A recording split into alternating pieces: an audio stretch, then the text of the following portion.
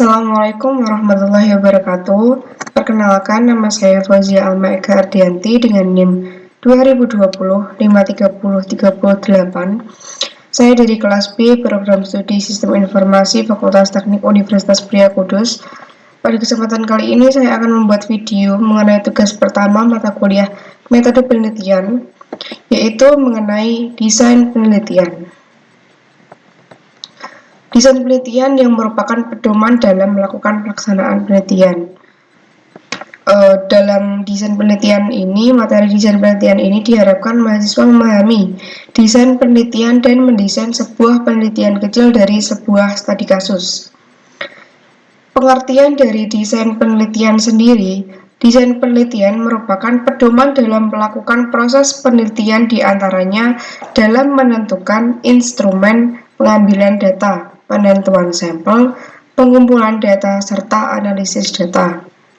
Dengan pemilihan desain penelitian yang tepat, diharapkan akan dapat membantu peneliti dalam menjalankan penelitian secara benar.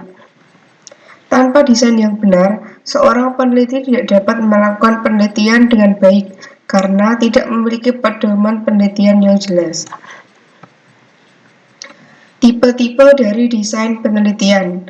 Ada beberapa terminologi antara metode penelitian dengan metodologi penelitian yang hingga saat ini masih banyak orang rancu memahaminya.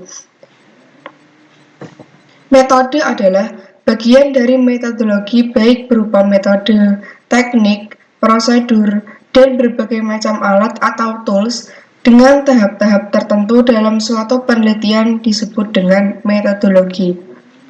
Metode penelitian atau yang bisa juga disebut dengan desain penelitian yang digunakan dalam penelitian ada beberapa macam. Cara mengkategorisasikan penelitian berdasarkan riset desainnya dibagi berdasarkan yang pertama dari dikotomi penelitian dasar dan dari penelitian aplikatif. Contoh metode penelitian dalam sebuah metodologi penelitian. Yang pertama, metode pengumpulan data. Yang kedua, metode pengolahan data. Macam-macam desain penelitian. Yang pertama yaitu kausal komparatif. Yang kedua, eksperimental. Yang ketiga, etnografik. Yang keempat, historical. Yang kelima, action research. Yang keenam, survei. Dan yang terakhir, correlation. Metodologi penelitian tersebut bisa berupa hasil dari kerangka konseptual dan asumsi yang digunakan dalam penelitian, dan bisa juga merupakan elaborasi dari berbagai hasil penelitian atau gabungan dari berbagai hasil penelitian. Sebagai contoh, dalam analisis dan perancangan sistem informasi, misalnya SDLC, pertama, pada waktu melakukan planning, kita bisa menggunakan teknik wawancara untuk menangkap apa yang digunakan oleh klien. Kita menggunakan brain chart untuk project plan. Yang kedua, menggunakan template tertentu untuk menuliskan apa yang menjadi bisnisnya atau constraint. Yang ketiga, pada tahapan analisis, mengcapture functional requirement dan non-functional requirement. Ada beberapa macam desain penelitian yang bisa kita pilih sesuai dengan penelitian yang kita lakukan, antara lain A. Metode korelasional, B. Metode kausal komparatif, C. Metode eksperimental, D. Metode etnografik atau yang biasa digunakan dalam bidang sosial, E. Metode historical research, F. Metode survei dan action research, di mana penelitian ini para penelitinya terlibat langsung di dalamnya. Penelitian ini biasanya digunakan dalam penelitian bidang sosial. Oke, dalam bidang ilmu teknologi informasi, desain penelitian yang paling banyak digunakan adalah desain eksperimental dan studi kasus atau case study. Untuk lebih jelasnya, masing-masing metode penelitian akan diuraikan secara lebih rinci. Yang pertama, riset eksperimental. Riset eksperimental merupakan research that allows for the causes of behavior to be determined. Untuk menggambarkan riset eksperimental bisa dilakukan pada dua kelompok di mana kelompok satu disebut kontrol tanpa diberi perlakuan apapun, sedangkan pada kelompok kedua diberikan perlakuan atau treatment. Diasumsikan kedua kelompok ini sama. Ada beberapa faktor yang terkait dengan penelitian eksperimental, antara lain, yang pertama, independent variable atau IV, merupakan faktor yang bisa dimanipulasi. Yang kedua, dependent variable atau DV, adalah faktor yang tidak bisa dimanipulasi atau faktor tetap atau variabel tetap. Yang ketiga, experimental condition atau group. Grup atau kelompok yang merupakan manipulasi dari eksperimen.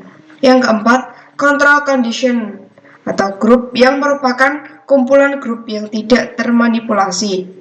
Yang kelima, confounding variabel, misalnya cuaca, hama, kesuburan lahan, tapi tidak diukur, namun harus disebutkan. Inilah yang disebut dengan batasan penelitian. Yang keenam, control variable yang merupakan variabel yang diikuti dengan independent variable. Misalnya penelitian eksperimental yang dilakukan pada dua petak sawah. Pada petakan sawah pertama tidak diberikan pupuk dan pada petak sawah kedua diberikan pupuk. Itulah yang disebut dengan berbeda perlakuan. Contoh lainnya, misalkan apakah ada pengaruh peningkatan hasil belajar mahasiswa yang menggunakan e-learning dengan yang tidak menggunakan e-learning? Bila dengan adanya e-learning hasilnya lebih baik, maka benar adanya bahwa e-learning efektif meningkatkan proses pembelajaran.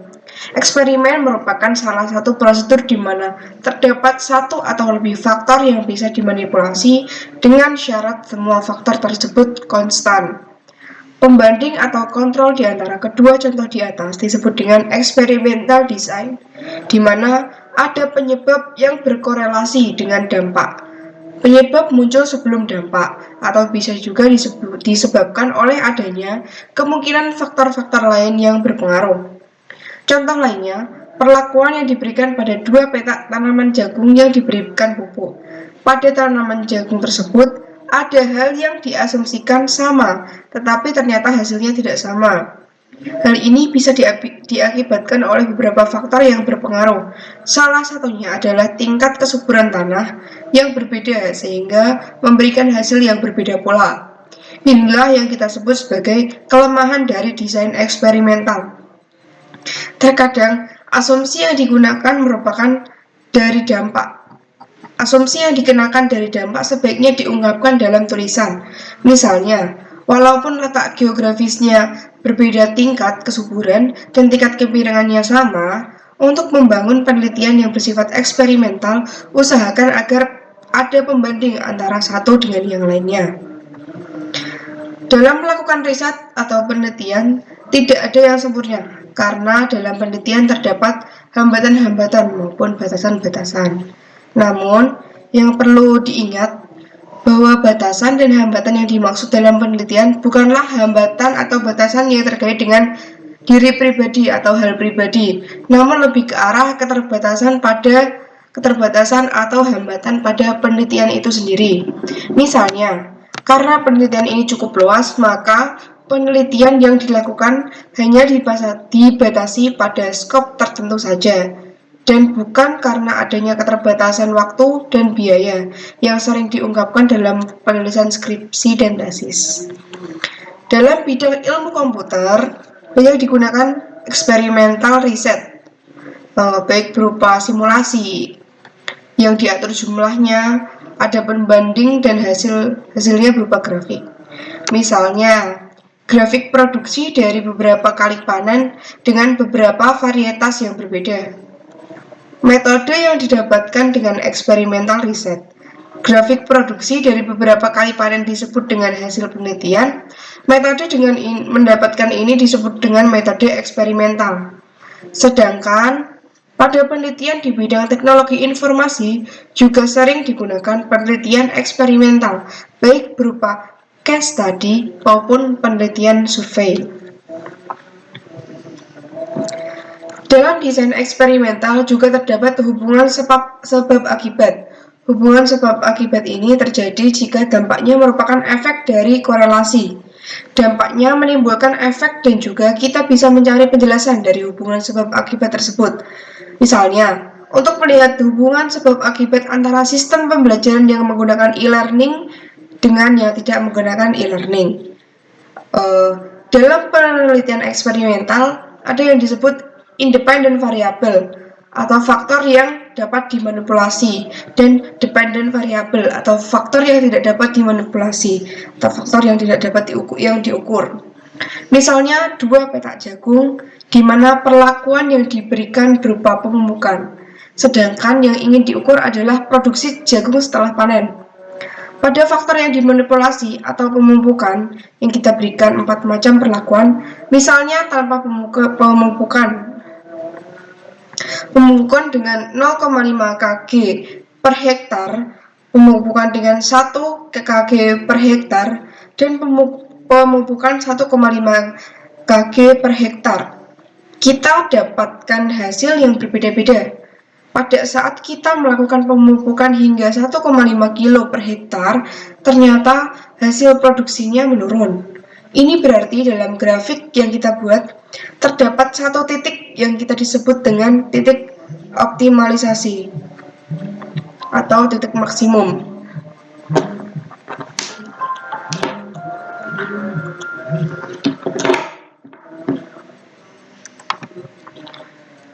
Berdasarkan data yang kita dapatkan dapat digambarkan grafik yang berbeda-beda, di mana setiap pertambahan satu satuan independen variabel akan menghasilkan grafik yang berbeda.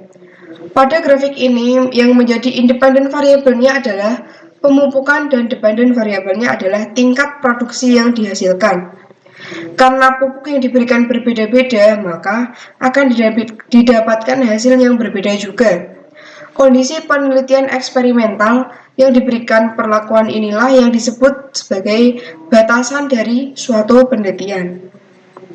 Jadi bukan tentang jadi arti dari batasan itu bukan mengenai batasan pribadi seorang penulis, tetapi batasan dalam penelitian. 2. Kuasi eksperimental. Kuasi eksperimental juga termasuk dalam experimental research, namun tidak mempunyai kontrol. Kuasi eksperimental dapat diukur setelah adanya perlakuan atau treatment, misalnya pemasaran atau marketing. Kita tidak bisa mengukur bahwa penjualan meningkat karena adanya marketing, karena sejak dahulu pun orang sudah melakukan marketing.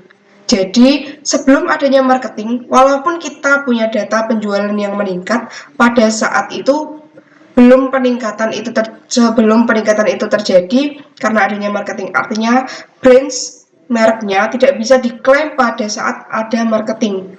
Contoh lain, pada investasi information technology atau IT. Untuk membandingkan bagaimana tingkat produktivitas sebelum adanya IT dengan sesudah adanya IT, berdasarkan data yang dikumpulkan, dilihat bagaimana tingkat produktivitasnya. Apakah sebelum ada IT tingkat produktivitasnya pernah mencapai titik maksimal atau tidak? Kemudian juga dilihat bagaimana proses bisnisnya dan lain sebagainya. Biasanya, data yang digunakan dalam penelitian ini adalah data kualitatif atau disebut one-shot post-test. No control group, tidak ada control group. Biasanya data-datanya kualitatif. 3. Causal atau comparative research. Causal atau comparative research disebut juga dengan penelitian sebab akibat, merupakan salah satu penelitian sebab akibat yang merupakan salah satu ide berpikir ilmiah untuk menyusun suatu riset metodologi. Penelitian kausal bisa dimasukkan dalam penelitian eksperimen, namun bisa juga dimasukkan dalam bentuk lain, misalnya dalam bentuk comparative research. Independen variabel pada penelitian komparatif tidak bisa dimanipulasi dan tidak bisa diberikan perlakuan atau treatment. Penelitian komparatif lebih terfokus pada dampak atau efek yang terjadi dengan cara mencari apa yang menjadi penyebab dari dampak tersebut, serta melihat perbedaan yang terjadi di antara dua grup atau lebih. dan diberikan penjelasan terhadap perbedaan di antara kedua kelompok atau grup. Misalnya, kenapa perusahaan IT multinasional lebih inovatif daripada perusahaan IT lokal? Untuk memanipulasi data bisa digunakan berbagai macam cara penghitungan atau uji statistik. Bila interest ingin melihat apakah pada grafik yang didapatkan terdapat perbedaan atau tidak, biasanya dilakukan uji powerful dengan menggunakan uji statistik seperti uji T, uji Z, maupun uji covariance. Bila penelitian yang dilakukan lebih ke arah penelitian deskriptif, maka hasil yang didapatkan berupa grafik sudah cukup untuk memberikan gambaran penelitian. Namun, apabila kita ingin mengetahui secara lebih jauh apakah grafik tersebut signifikan atau tidak, maka harus diuji dengan statistik. Contohnya, untuk melihat hubungan antara faktor produksi atau independent variable dengan tingkat produksi yang dihasilkan, yaitu ini dependent variabelnya. Dari hasil data yang dikumpulkan, dapat terlihat bahwa adanya penambahan bagi setiap satu satuan independent variabel. Berapa pertambahan dependent variabelnya berdasarkan grafik yang didapatkan. Cari rata-ratanya dan lihat hasilnya. Bila berbeda namun tidak signifikan, mungkin perbedaan itu hanya bersifat kebetulan. Dalam menganalisa penelitian, kita tidak harus selalu menggunakan analisa statistik, namun juga bisa menggunakan analisa lainnya, seperti analisa statistik deskriptif maupun analisa kualitatif dengan menggunakan data-data berupa tabel, grafik, dan model-model. Analisa statistik dan analisa secara kualitatif, keduanya saling melengkapi, di mana ada kaidah-kaidah ilmiah yang harus dipenuhi, baik metode, teknik, maupun tools yang digunakan. Misalnya kita bisa mengatakan bahwa perusahaan IT internasional lebih inovatif daripada perusahaan IT nasional, tanpa didukung oleh data hasil penelitian. Untuk mengungkapkan sesuatu yang bernilai ilmiah, harus didukung dengan data-data dan juga teori-teori yang mendukung. Penelitian yang dilakukan dengan pendekatan kualitatif biasanya memiliki sampel yang terbatas, sedangkan untuk penelitian kuantitatif, sampelnya cukup besar. Kombinasi dari kedua penelitian tersebut bersifat saling menguatkan. Penelitian yang bersifat kualitatif, kualitas datanya harus reliable, valid, dan desainnya harus benar. Kualitatif bukan berarti berkualitas. Misalnya, kita ingin melihat bagaimana tingkat penjualan IT multinasional dalam 3 tahun terakhir. Bila rata-ratanya menunjukkan hasil yang tidak signifikan, maka perlu diuji lebih lanjut dengan menggunakan statistik, di mana uji Z lebih powerful daripada uji T. Uji statistik ini dilakukan untuk mencari penyebab perbedaan berdasarkan independent dan dependent variabelnya. Misalnya perusahaan IT internasional lebih inovatif daripada perusahaan IT nasional. Ukur dalam 3 tahun terakhir bagaimana produktivitasnya dan lihat polanya dengan unit yang sama. Kita bandingkan ini dan kita sebut sebagai comparative reset. Bila rata-rata yang satu 5,4 dan 5,0 dengan sampel masing-masing 10, belum tentu yang 5,4 signifikan daripada yang 5,0. Mesti diuji terlebih dahulu dengan uji secara statistik. Pada eksperimental design, kita bisa memanipulasi independent variabelnya. Bila pada tabelnya terlihat hasil yang berbeda secara signifikan, maka perlu diuji dengan statistik. Apa penyebab dari meningkatnya produktivitas dari perusahaan tersebut? Kesimpulan yang harus diambil adalah bahwa kegagalan IT mungkin bisa terjadi karena tidak adanya peran atau komitmen dari pihak top manajemen atau manajemen bagian atas. Hal ini merupakan kontribusi dari suatu riset karena sudah merupakan suatu fenomena. Contoh lain dalam suatu penelitian, ada yang mengatakan bahwa 85% proyek IT gagal. Porsi terbesar penyebab gagalnya produk IT ini adalah karena adanya kesalahan pada requirement-nya. Kita tidak bisa mengontrol produk orang lain karena bersifat komparatif. Tidak ada unsur objektivitas yang mengatakan bahwa produk yang kita buat lebih baik daripada produk pesaing tanpa didukung oleh data-data dan hasil penelitian. Adanya robustness dalam suatu penelitian tidak menjadi masalah, asal diungkapkan desain yang digunakan. Data yang tidak valid diungkapkan kembali. Mendesain suatu riset berupa peluang di mana SI bisa diusulkan, misalnya SI untuk ketahanan pangan atau sistem informasi untuk ketahanan pangan. Setiap lahan diukur produktivitasnya. Setiap ada perubahan fungsi lahan bisa diolah sehingga data tahun lalu dengan data sekarang bisa di-overlap beberapa perubahan yang terjadi. Misalnya, beberapa lahan persawahan yang berubah menjadi lahan pemukiman hingga dibuat kebijakan yang tepat sasaran. Misalnya, tidak ada lagi izin untuk mendirikan bangunan yang karena mengancam ketahanan pangan nasional. Yang keempat, correlative research. Bentuk penelitian lain yang sering disebut penelitian kuantitatif ialah penelitian korelasional atau ex post facto. Penelitian ini dilakukan untuk melihat hubungan antara dua variabel. Korelasi tidak menjamin adanya causality atau hubungan sebab akibat, tetapi causality menjamin adanya korelasi. Misalnya, tingkat pertumbuhan bayi di Jakarta dengan tingginya curah hujan di Bogor. Semakin tinggi curah hujan, semakin tinggi tingkat kelahiran bayi. Lihat korelasinya bermakna atau tidak. Korelasi bisa diinterpretasikan walaupun geografisnya jauh. Kita harus kritis melihat waktu melihat korelasi bermakna atau tidak. Bila tidak, maka korelasinya tersebut akan gugur. Contoh lainnya yaitu melihat tingkat gross nasional produk atau GNP pada suatu negara dengan adanya keterlibatan IT. Lalu simulasi untuk mengukur recall atau precision. Demikian yang dapat saya sampaikan mengenai desain penelitian. Kurang lebihnya saya mohon maaf. Wassalamualaikum warahmatullahi wabarakatuh.